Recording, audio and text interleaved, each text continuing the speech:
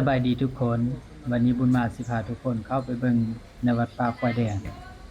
สถานที่เนี่ยเราเป็นอยู่เมืองฮัดไซฟองเนาะทุกคนเนาะอยู่ที่นครหลวงเวียงจันทน์ในคลิปนี้ก็สิบ่มีหยังหลายก็สิบ่ได้พากหยังเนาะก็จะพาทุกคนเข้าไปเบิ่งไปรับชมบรรยากาศภายในกันไปเลยทุกคนได้คือได้เหมือนอาชีพเลย